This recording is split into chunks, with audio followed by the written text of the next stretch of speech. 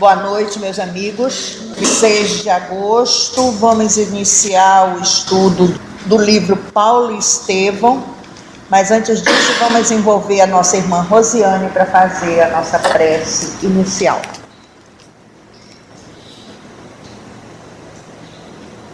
Amigo Jesus, nós que já estamos assim nos sentindo acariciados pelo momento inicial de contato com o Teu Evangelho, com lições que possamos assim refletir sobre nós mesmos, sobre as nossas atitudes, sobre nossa caminhada. Agora, amigo mestre, te rogamos tua assistência amiga para o segundo momento da noite de hoje, aonde vamos realizar mais uma leitura, um estudo em torno das lições de Paulo e de seus amigos. Te pedimos encarecidamente, amigo mestre, que tu nos assista, que nos dirija, para que nós tenhamos assim um bom entendimento para as nossas reflexões e o nosso aprendizado. Que a tua presença amiga se faça, Jesus, através dos benfeitores espirituais.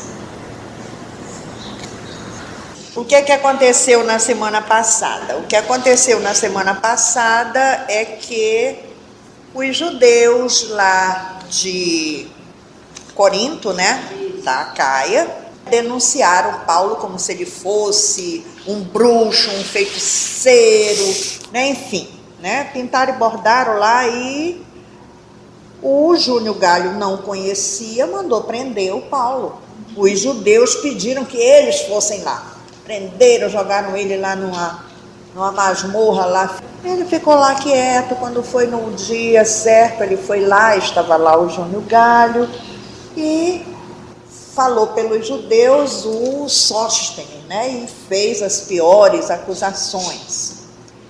E de repente o procônsul lá, e quem é que vai falar por Paulo? Aí se apresentou aquele cidadão, Tito Justus, fez uma defesa, explicou toda a situação, e o Júnior Galho ficou muito espantado e ao mesmo instante emocionado de ver um patrício, porque o Tito Justus era romano, ver um patrício defendendo aquele homem que tinha um olhar, segundo o Júnior fala, o Emmanuel diz que o Júnior ficou, o olhar dele era um olhar muito nobre, um olhar muito manso, e um olhar brilhante ao mesmo tempo, tanto que ele declarou que ainda deu uma espezinhada nos judeus, que eles verificassem antes, ou seja, que não fizessem ele perder tempo, que ele era um homem ocupado, que primeiro eles verificassem bem antes de fazer acusações infundadas. E quando o Sóstenes foi saindo, os outros lá pegaram ele e deram uma surra nele, Foi preciso o Paulo, pedir que eles se acalmassem, e o próprio Paulo foi socorrer o Sóstenes, fez os amigos levarem o Sóstenes para a casa dele, cuidou dele, tratou dele, mas resolveu seguir viagem, não ia mais ficar lá em Corinto, e foi para Éfeso. Éfeso, cidade greco-romana da antiguidade, situada na costa ocidental da Ásia Menor, na atual Turquia. Ela era famosa pelo belo templo dedicado a Ártemis, a deusa da caça dos animais selvagens, para os gregos, e Diana para os romanos. Por muitos anos, a Éfeso foi a segunda maior cidade do Império Romano, a segunda maior cidade. Ela ficava atrás apenas de Roma, Então, por muitos anos, ela foi a segunda principal cidade do Império. E em 2015 ela foi consagrada pela Unesco como Patrimônio da Humanidade. Ressaltar uma coisa interessante também da semana passada foi a visita que ele fez. Muito bem lembrado. E essa visita de Maria, que ele diz que era um verdadeiro anjo, vestido de mulher, eu fui procurar no Atos dos Apóstolos, se tinha alguma citação mas infelizmente não tem. Ele conta, Lucas fala, Paulo em Éfeso, e não fala de Maria, da visita que ele fez a Maria. Visitar Maria, ele fala, e Maria se coloca à disposição dele, né? Diz aqui, ó, eu vou voltar um pouquinho para a gente se situar. Em meio às acaloradas discussões que manteve com os judeus na sinagoga, o ex-rabino não esqueceu certas realizações sentimentais que almejava desde muito. Com delicadeza extrema, visitou a mãe de Jesus na sua casinha singela que dava para o mar. Impressionou-se fortemente com a humildade daquela criatura simples e amorosa, que mais se assemelhava a um anjo vestido de mulher. Paulo de Tarso interessou-se pelas suas narrativas cariciosas a respeito da noite do nascimento do Mestre, gravou no íntimo suas divinas impressões e prometeu voltar na primeira oportunidade a fim de recolher os dados indispensáveis ao Evangelho que pretendia escrever para os cristãos do futuro. E Maria colocou-se à sua disposição com grande alegria.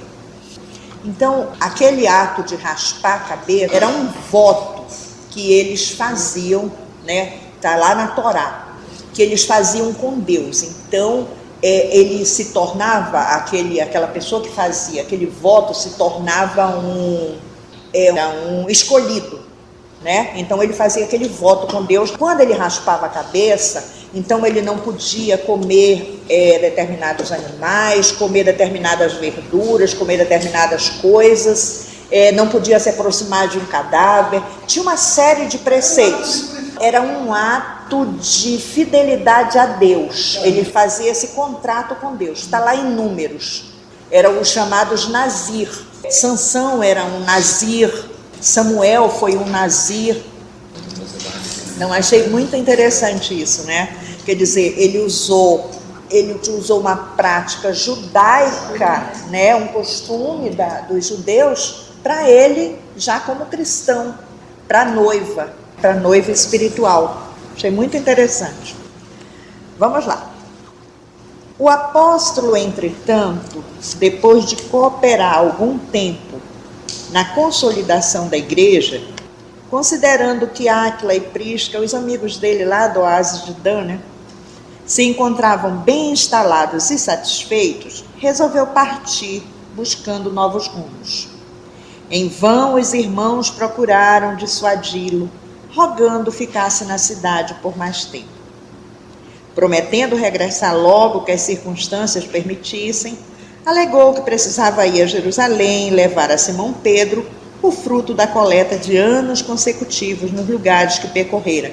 Porque vocês lembram, né? Ele percorreu essas cidades todinhas angariando dinheiro para levar para a igreja de Jerusalém, né? O filho de Zebedeu, que conhecia o projeto antigo, deu-lhe razão para empreender a viagem sem mais demora. Como já se encontrasse novamente ao seu lado Silas e Timóteo, olha, está aí o Timóteo de novo, fizeram-lhe companhia nessa nova excursão. Por meio de enormes dificuldades, mas pregando sempre a boa nova com verdadeiro entusiasmo devocional, chegaram ao porto de Cesareia, onde permaneceram alguns dias, instruindo os interessados no conhecimento do Evangelho. Dali dirigiram-se a pé, para Jerusalém, distribuindo consolações e curas ao longo do caminho. Chegados à capital do judaísmo, o ex-pescador de Cafarnaum, Pedro, né, recebeu-os com júbilo inexcedíveis. Simão Pedro apresentava grande abatimento físico em virtude das lutas terríveis e incessantes para que a igreja suportasse sem maiores abalos as tempestades primitivas. Seus olhos, porém, guardavam a mesma serenidade característica dos discípulos fiéis. E a fidelidade dele, né? Apanhando, sendo açoitado, sendo preso, levando 39 açoites e tudo, mas ali firme. Agora está voltou e levou o dinheiro lá. Paulo entregou-lhe alegremente a pequena fortuna, cuja aplicação iria assegurar a maior independência à instituição de Jerusalém, para o desenvolvimento justo da obra do Cristo. Pedro agradeceu comovido e abraçou com lágrimas. Os pobres, os órfãos, os velhos desamparados e os convalescentes teriam doravante uma escola abençoada de trabalho santificante. Pedro notou que o ex-rabino também estava alquebrado de corpo, muito magro, muito pálido, cabelos já grisalhos. Tudo nele denunciava a intensidade das lutas empenhadas. As mãos e o rosto estavam cheios de cicatrizes. Imagino que esse pobre já tinha apanhado. O ex-pescador, diante do que via, falou-lhe com entusiasmo das suas epístolas, que se espalhavam por todas as igrejas, lidas com avidez. Profundamente experimentada em problemas de origem espiritual, alegou a convicção de que aquelas cartas provinham de uma inspiração direta do Mestre Divino, observação que Paulo de Tarso recebeu como vidíssimo, dada a espontaneidade do companheiro. Além disso, acrescentava Simão prazerosamente, não podia haver elemento elucidativo de tão elevado alcance quanto aquele. Conhecia cristãos da Palestina que guardavam cópias numerosas da mensagem aos Tessalonicenses. As igrejas de Jope e Antipátride, por exemplo, comentavam as epístolas frase por frase. Imagina, né? A alegria que devia, porque o ex-rabino sentiu imenso conforto para prosseguir na luta redentora. Após alguns dias, viajou para Antioquia junto dos discípulos. Descansou algum tempo junto dos companheiros bem-amados, mas sua poderosa capacidade de trabalho não permitia maiores intermitências de repouso. Nessa época, não passava semana que não recebesse representações de diversas igrejas dos pontos mais distantes. Antioquia da Pisídia sumariava dificuldades. Icônio reclamava novas visitas. Bereia rogava providências. Corinto carecia esclarecimentos. Colossos insistia por sua presença breve. Todo mundo querendo Paulo, né? Todo mundo querendo ele perto, né? Paulo de Tarso, valendo-se dos companheiros da ocasião, enviava-lhe letras novas, a todos atendendo com o maior carinho. Em tais circunstâncias, nunca mais o apóstolo dos gentios esteve só na tarefa evangelizadora. Sempre assistido por discípulos numerosos, suas epístolas, que ficariam para os cristãos do futuro, estão, em sua maioria, repletas de referências pessoais, suaves e doces. O seu pensamento, uma frase de carinho, uma palavra de conforto para algum conhecido, para algum amigo, enfim, para um irmão distante. Terminando o estágio em Antioquia, voltou ao berço natal, quer dizer, ele voltou para Tarso, né? Aí falando das verdades eternas e conseguindo despertar grande número de tarsenses para as realidades do Evangelho. Em seguida, internou-se de novo pelas alturas do Tauro, lá subiu o monte lá, né? Visitou as comunidades de toda a Galácia e Frígia, levantando o ânimo dos companheiros de fé, no que empregou elevada percentagem de tempo. Nesse afã incansável e incessante, conseguiu arregimentar novos discípulos para Jesus, distribuindo grandes benefícios em todos os recantos, iluminados pela sua palavra edificante, porque também ilustrada em fatos. Imagina, né? Ele devia comentar, né, o que Pedro falava para ele, contou para ele, né, o Gamaliel, tudo, né? Ia ser um negócio lindo. Em toda parte, lutas sem tréguas, alegrias e dores, angústias e amarguras do mundo, que não chegavam a lhe arrefecer as esperanças nas promessas de Jesus. De um lado eram os israelitas rigorosos, inimigos ferrenhos e declarados do Salvador. Do outro, os cristãos indecisos, vacilando entre as conveniências pessoais e as falsas interpretações. O missionário tarcense, no entanto, conhecendo que o discípulo sincero será de experimentar as sensações da porta estreita, olha aí a porta estreita, todos os dias, nunca se deixou empolgar pelo desânimo, renovando a cada hora o propósito de tudo suportar, agir, fazer e edificar pelo Evangelho, inteiramente entregue a Jesus Cristo. Olha o exemplo de Paulo aí. Como queres dar o teu testemunho? É a primeira coisa que ele nos pergunta. Como dar o nosso testemunho? Sorrindo?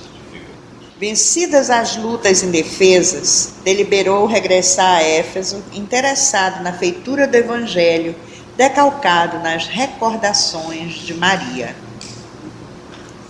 A gente, quando está bem, a gente pouco liga, a gente pouco lembra de agradecer, né?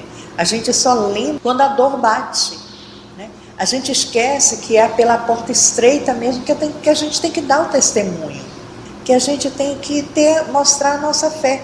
Tá? Eu estou passando essa situação difícil, mas vai melhorar, eu tenho fé que vai melhorar. E se não melhorar, que Deus me dê a resignação para eu continuar. Né? Mas não, a gente quer tudo para ontem. A gente é imediatista.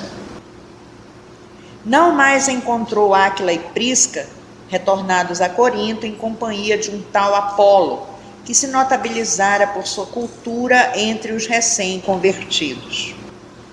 Embora pretendesse apenas manter algumas conversações mais longas com a filha inesquecível de Nazaré, foi compelido a enfrentar a luta séria com os cooperadores de João. A sinagoga conseguira grande ascendente político sobre a igreja da cidade, que ameaçava desaparecer. O ex-rabino percebeu o perigo e aceitou a luta sem reservas. Durante 3 meses, discutiu na sinagoga, em todas as reuniões. A cidade, que se mantinha em dúvidas atrozes, parecia alcançar uma compreensão mais elevada e mais rica de luzes. Multiplicando as curas maravilhosas, Paulo, um dia, tendo imposto as mãos sobre alguns doentes, foi rodeado por claridade indefinível do mundo espiritual. Imagina, Estevão, Abigail, todo mundo ali. As vozes santificadas que se manifestavam em Jerusalém, Antioquia, falaram na praça pública. Isso era o quê, gente? Fenômeno de voz direta, né? Pneumatofonia. Este fato teve enorme repercussão e deu maior autoridade aos argumentos do apóstolo, em contradição aos que os judeus falavam. Em Éfeso não se falava de outra coisa. O ex-rabino fora elevado ao apogeu da consideração de um dia para o outro. Os israelitas perdiam terreno em toda a linha. O tecelão valeu-se do ensejo para lançar raízes evangélicas mais fundas nos corações. Secundando o esforço de João, procurou instalar na igreja os serviços de assistência aos mais desfavorecidos da fortuna. A instituição enriquecia-se de valores espirituais. Compreendendo a importância da organização de Éfeso para toda a Ásia, Paulo de Tarso deliberou prolongar ali a sua permanência. Quer dizer, quando ele percebeu que realmente aquela localidade ali era importante para toda a Ásia, né, ele disse, não, eu vou fortificar mais a igreja aqui, né? Vieram discípulos de Macedônia. Áquila e a esposa tinham regressado de Corinto. Timóteo, Silas e Tito cooperavam ativamente, visitando as fundações cristãs já estabelecidas. Assim, vigorosamente auxiliado, o generoso apóstolo multiplicava as curas e os benefícios em nome do Senhor. Ora, ajudado por todos os amigos, né? Então a coisa cresceu, né? Trabalhando pela vitória dos princípios do Mestre, fez que muitos abandonassem crendices e superstições perigosas para se entregarem aos braços amorosos do Cristo. Esse ritmo de trabalho fecundo perdurava mais de 2 anos. Opa, olha aí uma informação. A cidade votava um culto especial à deusa Diana, né? Aí a deusa da lua, da caça, filha de Júpiter e Latona, irmã gêmea de Febo, corresponde à deusa Ártemis da mitologia grega. Aquilo que a gente leu, né? Era o templo de Diana, em Éfeso. Pequeninas estátuas, imagens fragmentárias da divindade mitológica surgiam em todos os cantos, bem como nos adornos da população. A pregação de Paulo, entretanto, modificara as preferências do povo. Quer dizer, andava todo mundo enfeitado, de repente, com um berloquezinho da deusa, né? Quase ninguém se interessava mais pela aquisição das imagens da deusa. Esse culto, porém, era tão lucrativo que ourives da época, lá vai, chefiados por um artífice de nome Demétrio, iniciaram veemente protesto perante as autoridades competentes. Lá vai de novo, lá vai confusão com Paulo. Os prejudicados alegavam que a campanha do apóstolo aniquilava as melhores tradições populares da cidade notável e florescente. O culto a Diana vinha dos antepassados e merecia mais respeito.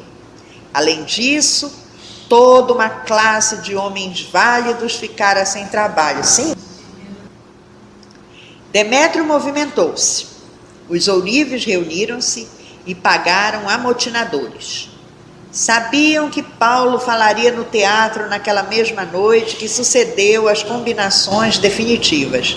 E o bom é que eles sempre pegavam Paulo à noite na hora que ele estava pregando, né? Pagos pelos artífices, os maliciosos começaram a espalhar boatos entre os mais crédulos. Insinuavam que o ex-rabino preparava-se para arrombar o templo de Diana. Aí tem a nota, porque esse templo ele foi considerado uma das 7 maravilhas do mundo antigo, localizado em Éfeso. Foi construído no século 6 a.C. e atualmente resta apenas uma coluna do templo original. Insinuavam que o ex-rabino preparava-se para arrombar o templo de Diana, a fim de queimar os objetos do culto. Acrescentavam que a malta iconoclasta sairia do teatro para executar o plano sinistro. A malta aqui era o grupo de amigos do Paulo, né? Eles estavam tratando aqui de malta, né? Sairia do teatro para executar o plano sinistro. Irritaram-se os ânimos. O plano de Demétrio calava fundo na imaginação dos mais simplórios. Imagina aqueles que acreditavam na deusa, né? Ao entardecer, grande massa popular apostou-se na vasta praça, em atitude expectante. A noite fechou e a multidão crescia sempre. Ao acenderem-se no teatro as primeiras luzes, os ourives acreditavam que o apóstolo lá estivesse. Com imprecações e gestos ameaçadores, a multidão avançou em furiosa grita, mas somente Gaio e Aristarco, irmãos da Macedônia, ali se encontravam, preparando o ambiente para as pregações da noite. Ambos foram presos pelos exaltados. Verificando a ausência do ex-rabino, a massa inconsciente encaminhou-se para a tenda de Áquila e Prisca. Paulo, no entanto, lá não estava. A oficina singela do casal cristão foi totalmente destruída a golpes impiedosos. Teários quebrados, peças de couro atiradas à rua furiosamente. Por fim, o casal foi preso sob os apupos da turba exacerbada. A notícia espalhou-se com extrema rapidez. A coluna revolucionária arrebanhava aderentes em todas as ruas, dado o seu caráter festivo. Em vão acorreram os soldados para conter a multidão. Os maiores esforços tornavam-se inúteis. De vez em quando, Demétrio assomava uma tribuna improvisada e dirigia-se ao povo, envenenando os ânimos. Basta uma pessoa com um espírito de liderança para causar uma confusão. E até hoje a gente vê isso, né? Até hoje a gente vê isso. Vamos então, gente, fazer a nossa prece final, fechar os nossos olhos, relevar o nosso pensamento a Deus Pai, a esse anjo maravilhoso chamado Maria Santíssima, nossa mãe querida, ao nosso mestre, modelo e guia, e agradecer. Agradecer por mais essa oportunidade de estudo, de convívio fraterno entre irmãos, de risos, de abraços, esse congraçamento que nós temos toda sexta-feira, toda vez que nos encontramos, essa alegria de estar junto contigo, Senhor, junto com os nossos amigos espirituais que aqui estão, espargindo sobre nós os seus fluidos de amor, de cura, os seus passes magnéticos, enfim, nos dando o que eles têm de melhor, que é o amor, o carinho, a fraternidade. Obrigado, Senhor Jesus, por mais essa oportunidade. Abençoa cada um de nós. Abençoa cada coração querido que aqui não pôde vir por qualquer motivo. Que possamos, Senhor Jesus, voltarmos aos nossos lares nessa paz, nessa tranquilidade, levando aos corações queridos que lá ficaram um pouco do teu amor, da tua caridade. Obrigado, mestre amigo, por tudo, e ser conosco, hoje e sempre, que assim seja.